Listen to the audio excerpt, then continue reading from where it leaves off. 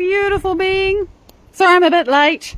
Oneness evolving here outside in my back garden, and I know I can't wander very far because the Wi-Fi gives out, but it's just too beautiful not to show you. So here it is. I'm going to use the zoom to show you the flowers instead of wandering. Look, we've got, it's not spring, I'll tell you, it's winter, but we have daffodillies flowering, and well, it's all coming out. So, and you can see I had the arborist come. Let me zoom out and see, everything is much more open here. It's not all dead, it's just going to grow back. And look, the lemon tree has just got big fat lemons on it, and they're beautiful and yellow. So I'll zoom out again. And the other wonderful thing that's happening is the magnolia. Yay! Make it bigger. It's really nice having a camera with a good zoom, so you can see the flowers. Yeah, I know the detail isn't perfect, but it's better than having the Wi-Fi drop out. Look, there are the snowdrops, or they're snowflakes actually, and there's the paper white jonquils. And down here, I can get up close and personal with one of these. We have, look at that, little gentleman. And I just love this time of year when the sun is out, which it is today. It's beautiful. So this is the garden, and if you're wondering, you know, I'm talking about why is it so hard to change, and the right up at the top, I'm out here showing you the sky and the garden and the world because this is a Facebook Live, and it's got to propagate around the internet and around the world and be shared into groups before I get started with my rave. So today I'm just showing you the outside of everything, and look, the clouds are drifting over, and I love that. So it's really nice to be out here and just share this with you. Silence. Oh, and look, I've just spotted, they'll be out of range, but I'm going to zoom in so you can see we got daffodils all the way up there, and there's more daffodils up here too, somewhere. There they are. So yeah, it's that time of the year where things are flowering more in the back garden than in the front. And look, I don't know if you can see, but there's yellow bloom on the kowhai as well. Everything is blowing quite wonderfully in the wind, which I do enjoy. Look at that, the cabbage tree is covered in flowers in summer, and now you can just see the seed heads. So it's all growing. It's really good to be out here, and I'm gonna go inside now. Just give you one more scan of what's going on here because it's pretty. And there are the little gentlemen waving in the wind. Alright, I'm going to go in now and start my rave. I was late because our car is currently at the mechanic, and at about 10 minutes before it was time for me to go live, you can see our scruffy laundry, but isn't it good to have a laundry, in our not scruffy lounge, which is equally good to have. 10 minutes before the time I was supposed to go live, I was like, oh dear, this is awkward. I'm going to be a bit late. So now here I am. I've just got to put this on its little stand so I can sit here and try to make this not look wonky, because I don't want it to look wonky. Here we go. Hello, beautiful being. It is lovely to see you join me live. I really enjoy having you join me live. And you're wondering why there's sunshine outside and I'm all wrapped up in clothes. It's because it is still cold. It is winter after all. So I had to make a long list of what I was going to talk to you about today, because I've been on a journey, right? We've been on a journey together. I've been writing now for God of Me for at least a year. I need to look up when I started, because I actually started some years ago, but I started doing this gig of writing this information for a website or something that's going to go online at least a year ago. And I wanted to explain in my own words, and I mean, I've learned a great deal from Dr. Joe Dispenza. Oh my God, that man inspires me. And I do the meditation work that I've learned from Joe every day, because I cannot imagine who I'd be without it. And frankly, it would hurt not to do that, because it creates coherence in my brain and in my body, and I heal and all that stuff. But I've got this desire, and this is God of Me, is to be God of Me, right? And I've got this desire to share that how-to with other people, because there's so many people around the world that don't understand, like I didn't understand, that we actually have the capacity to change ourselves. All I knew, excuse me, I'm too warm, was that I didn't feel good for a lot of my life. And, there was all the positive thinking, the affirmations, and all of that. And whenever I thought about it, I just felt angry. It's like, piss off with your freaking positive thinking and your affirmation. It doesn't work for me, all of that. So, in the past year, how long it's been, I've been writing in my own words and in my own way what I've learned about why that's so damn hard to change. And so I've got to a milestone, a real milestone, and it's a milestone. It's not that I've got nothing else to say, but it's one of those places where there's a big fork in the road, or actually there's more than fork in the road. There's several directions that I could now take the writing, and I don't even know which one I'm going to take. So I sort of looked at that this morning and thought, I don't know. So I closed my eyes and I went within and I opened my focus out into the unified field with all of the information is, past, present, future. Everything is there if I can make myself a match to it, if I can make myself able to receive it. And so I tuned in and I listened and I held the thought of, unified field, who knows everything, whatever word you want to use, God, source, the infinite store of all data, past, present, future, all times, places, dimensions, blah, blah, blah. Where's the next path? And what came to me was, you need to summarize what you've done so far. Oh, all right. So I started doing that because I know that what I'm creating is some kind of learning experience. And it'll probably end up in a book, but I don't want it to only be a book or an ebook. I want it to be an online learning experience. And one of the things that I know about learning, there's a few things I know about learning. You've got to learn the information and then you actually have to teach somebody else. Why do you think I'm doing this? Because the more I write it and the more I explain it, I get to understand it better, and I love that. So when you learn, you have to share that learning with someone else. And part of the way I'll set up this learning experience is that hopefully people will do it with a friend, or they'll find somebody, or they'll even just journal it, because if you can explain it in your own writing, well then, you're having to fire it and wire it in your brain, make it make sense. So you've got to do that. But also, one of the things that helps you to remember is if you go back to a summary, okay, we've just done a chunk of learning. What are the key points? And so I've just done that for a year's worth of writing. And I tell you, by the time I got to the end, it was like, oh my God, I've got 20 minutes left and I haven't finished and my brain is tired. Because summarizing is really hard work, I tell you. With writing, it's easy to write miles and miles of words, at least it is for me. But to be succinct, to pick the important ideas out and condense them into 2 or 3 or maybe 4 sentences for a topic, that's hard work for me. So I've just spent the morning doing that. So anyway, I'm going to take you on this journey because this is the journey that we've done together so far. And I'm pretty excited to be here. Excuse me. It's a tickle. I am not sick. And so where we started, the audience that I remind myself from time to time that I'm writing for, in my mind, is represented as a group of teenagers on the side of a road. And it's a dusty red road and it's in Africa, but it could be anywhere. And they are grouped around a smartphone. And they're not rich. Hi, Carrie. Great to see you.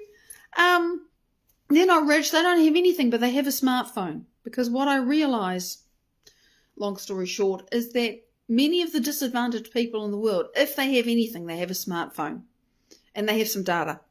Because they need to be able to connect with people, and everything lives on WhatsApp and, And I thought, how can I make this information available to them?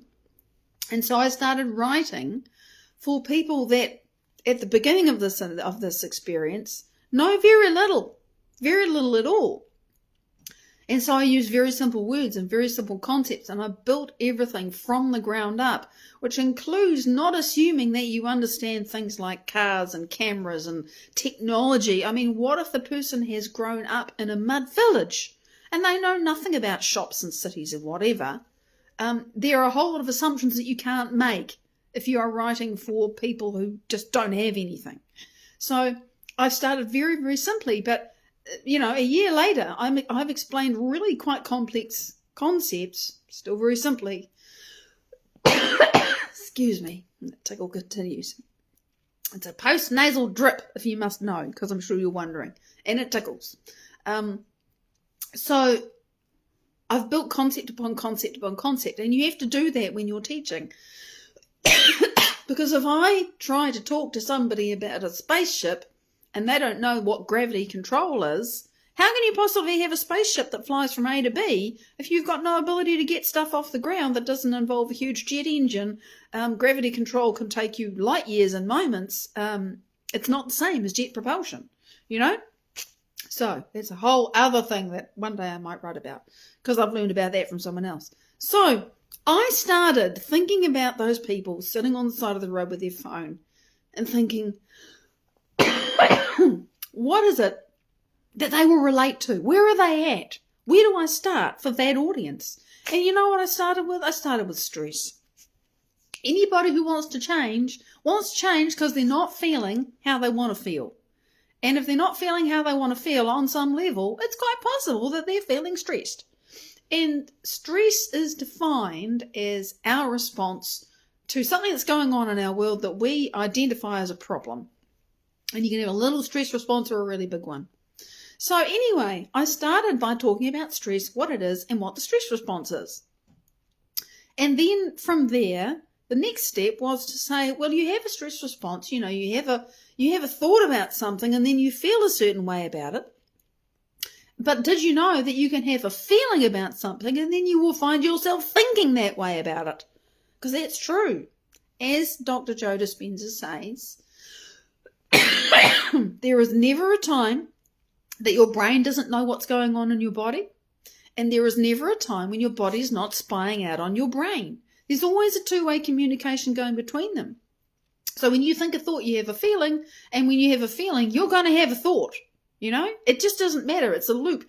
And if you think and feel the same thing over and over again without noticing it, which, most of us, if we knew what we were thinking all the time, we would be horrified and we would stop, but we don't notice our habitual thoughts and feelings. And the thing is, if you keep doing that, you get stuck in that loop. I'm just thinking and feeling like this all the time, and I don't even notice. I just think, it's because of that person or that thing or that experience I had or this thing about my body or whatever it is. That's the reason why I feel this way. No, you're just thinking and feeling the same thoughts all over and over again, and you don't realize it. Been there, done that. Doing it, changing it. It's hard work. It's worth doing. We've got 3 brains. You thought you had one brain in your head? You got 3. You've got the one that you see with the crinkly outside on that everybody thinks of when I say brain. I bet you got a picture in your head of something with wrinkles on the outside. That's the brain we used to think with. Inside that is a chemical emotional brain. Just checking the time, I got to go. And we use that to survive with, and we use that to have chemicals with, and we use that to have feelings. You don't have feelings with your think brain, you have feelings with your chemical, emotional, survival, feeling, limbic, mammalian brain. It's got a lot of names. They all mean something. But and as well as that, you've got another brain back here, and I've called it the habit brain. Its fancy name is the cerebellum. And it stores a lot of things that we do over and over again. Our habits. Does a lot more than that, but keeping it simple. 3 brains.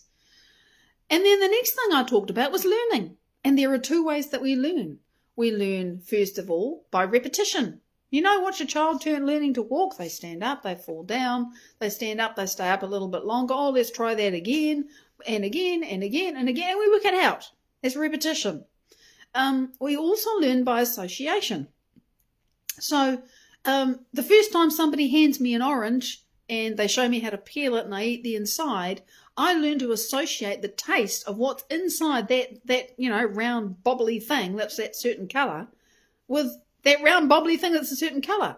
Until you've had your first orange, you don't know what the inside tastes like. You make an associative memory. Same way the first time that if your parents are into football and they take you to a school team, or sports thing where you learn, oh, I've got a foot and there's a ball, and you kick it. You make an associative memory. A foot is not automatically associated with a ball. You have to learn that. You have to make that connection. We associate all kinds of things, like the place that you remember from 2 years ago, that when you think about that place, you immediately remember that person and that thing that happened with them and what you're wearing at the time and what you ate at the time, and, associative memories. We put things together. Next. And emotion makes learning work really, really well. We remember things better when we have a feeling about them. And the stronger the feeling is, the more we remember it. And then I started talking about feelings and emotions, because up until then I had only used the feeling word. And this is something I learned from Dr. Joe. And it was a mystery to me, because, you use those two words interchangeably. They're not the same thing. Feelings you have in your body. You can be hot under the collar. Your head you can have a tightness in your forehead. You can have a sense like you just want to get up and move. You can have a churning in your stomach. All of those are feelings. If you put a bundle of feelings that you have in your body together and say, oh, I'm angry and I'm scared and I want to run, well, that's an emotion. I'm angry, I'm scared, whatever it is. Or I'm sad, or all of those things are a combination of bodily sensations that we say, I'm feeling this emotion. There's a difference between feelings and emotions. I never knew that until I listened to it the fourth or fifth time and went, oh, didn't get it the first time. And then, that's the tickle just about to finish. Yay. So then, feelings and emotions, right? But what makes feelings and emotions? When you think a thought, there's chemicals happen in your brain. And there's a downward causation of those chemicals, which sends a signal to your hormonal centers, and those hormonal centers pump out more chemicals, and those chemicals hit receptors on your cells, and the receptors send the information from those chemicals into your cells so that your cells make proteins. And those proteins and the effects that they have in your body are equal to whatever you were thinking. So you think you have a thought, and your thought turns into matter in your body. Thoughts don't make matter? Yeah, they do. Every instant that we think and feel, we make matter out of our thoughts. It's pretty astonishing to think that. Oh my God, you mean I'm thinking, I don't like my body thoughts. And so I'm literally making my body chemistry of I don't like my body. I'm thinking, oh, there just isn't enough money. And I am literally teaching my body how that feels every time I think that thought. And I'm thinking, I really don't like that person. And I'm literally teaching my body to be the body of anger and dislike and resentment and judgment or whatever it is every time I think that thought. That's why I say, if we really knew what we were thinking all the time, we would go, oh my God, I have to stop thinking that, because it so instantly impacts our bodies. How the hell do you think we get sick in the first place? I mean, apart from somebody approaching with a knife or a gun, the chronic diseases that we get, it's because of what we do to ourselves with our thoughts over time. I kid you not. So because when you do that over and over and over, that chemistry that hits the receptors on your cells, if you keep hitting the receptors on your cells with the same thing over and over and over again, they get tired, man, and the cells change, and the way that the DNA expresses proteins changes, it just wears out, it gets tired, and then your body doesn't work so well. That's actually what happens when people age, is that the mechanism inside the cell that makes the proteins, that makes your body, be what it is, gets worn out. And it's largely because of how we think and feel all the time. It's like, why does skin wrinkle and get sort of saggy? Well, skin's made of a lot of keratin and elastin, and those the production at the cellular level of those proteins, naturally and normally, I'm not going to say that it always happens, because it doesn't. There are people who've reversed that. So I will never say that this is going to happen just because time goes by. But the natural, normal and expected thing is that as a person ages, their skin will get flabby and wrinkly because the keratin and elastin production drops. It doesn't have to be that way. It's very normal and natural and usual that it is, but I'm telling you, there's evidence to show that it doesn't have to be like that. So Whatever we do over and over and over changes our body because of that chemical thing, from thought to feeling to thought to chemistry to receptor to your DNA makes a protein. And if you wear things out over time, well, then you're just not going to get the same quality of production. There's another thing that happens. Because things wear out, cells in our body have to adapt. They have to cope with the fact that, now the, it's like we have some lights, they've got, back in the day, halogens had little transformers on them. And there are a number of them that the transformers have just broken. And we replace them and they just go again because the circuit isn't quite balanced and we just do without. We just deal with it because it was more than we wanted to bother with. Well, the body has to accommodate, it's an imbalance. Oh, the light's blown. But, we'll get used to it. We'll adapt. It just becomes normal.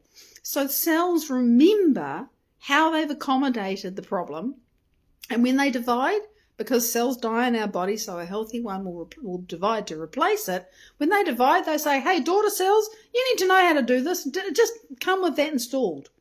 They come with the compensation for the blown light or the bit that's broken. And now what was unusual, it was okay before, and then something broke, and that was not normal. And then it became normal. And so the not normal is now normal, and it gets passed on to the daughter cells, and it's normal, man. It's just how it is.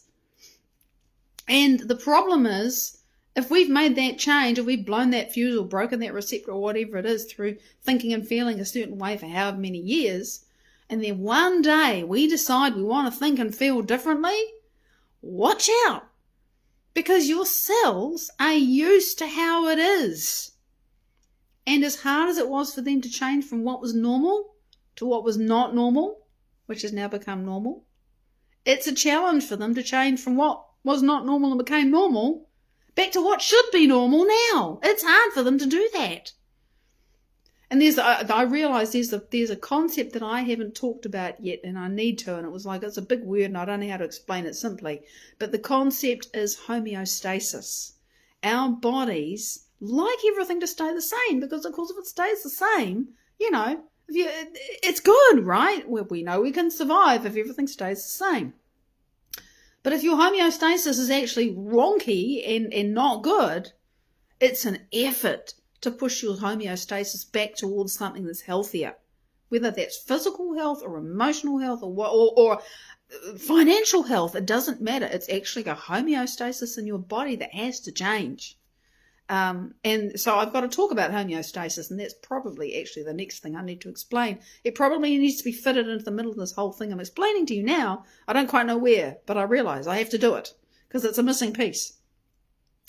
And then after all of that, it's like, well, what's the deal with emotional addiction?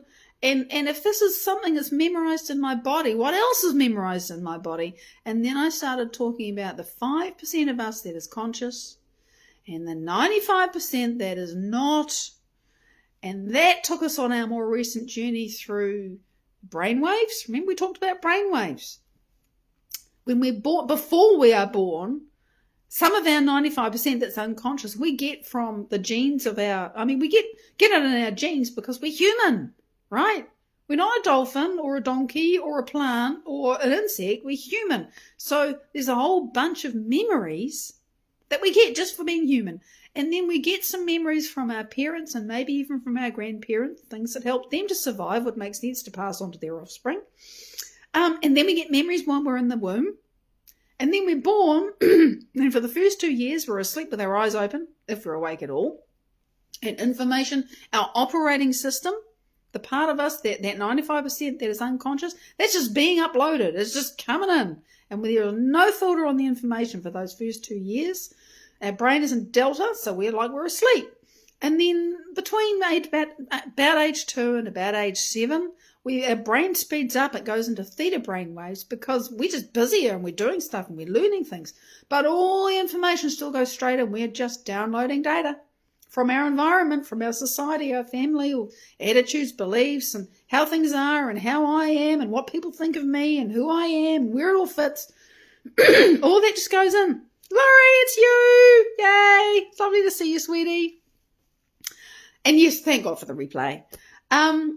So that's our first 7 years. it just all goes in. We just uploading operating system. And then we get to some, and these, 2 years, 7 years, are sort of generally agreed milestones, but actually they're ranges. It's just, details. I'm not going to get lost in them. So between age and 7 and 13, our brain goes faster again. It moves up into alpha. And now we have a conscious mind. We can actually filter information to some degree, more as we get older, and start to say, well, I don't disagree. I don't like that. I don't agree with that. Or here's a problem. How can I figure that out? Or, oh, if I put that together and that together, there's a new idea. We can be creative. We can start to pull things apart. We can disagree. We can have an opinion. We can start to filter in the information, the experiences coming into us. So now that 5% is finally starting to make its appearance, but it sits on top of the 95. And then around age 13, give or take, our brain does its final big speed up, and we start making mostly beta brain waves, which come in 3 flavors: low, medium, and high.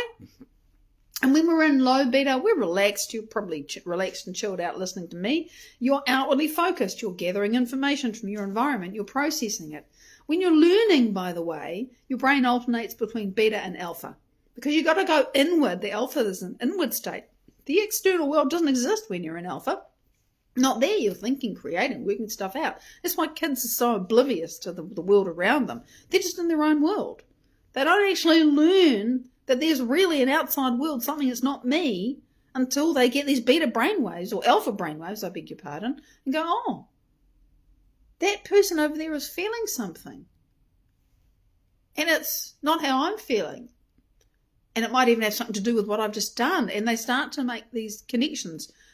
So the outer world, when you're in beta, and a little bit when you're in alpha, but when you're deep in alpha, you're in your own world. And so when you're 13 or older and you're learning, the brain is gathering information in beta, and then you go inward. The brain slows down. It goes into alpha, thinks about an idea, makes a neurological connection to store that as a memory. It's like, okay, I've got that. Now let me learn some more.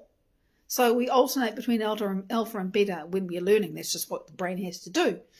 And that's low beta. If you're in mid-range beta, you're in performance mode. You're amped up. You're excited. You're not feeling freaked out. You're just excited. And you're going to do a performance, or you're going for an interview or something, but you're feeling well prepared, That's mid-range beta. If you're in high-range beta, something has threatened you. You are scared. You are upset. You are angry. You are ready to fight, flee, or hide. And you're running on stress hormones. And your brain's going very fast. It's very disorganized. And that's the 5% of you, right? Beta brainwaves, outwardly focused.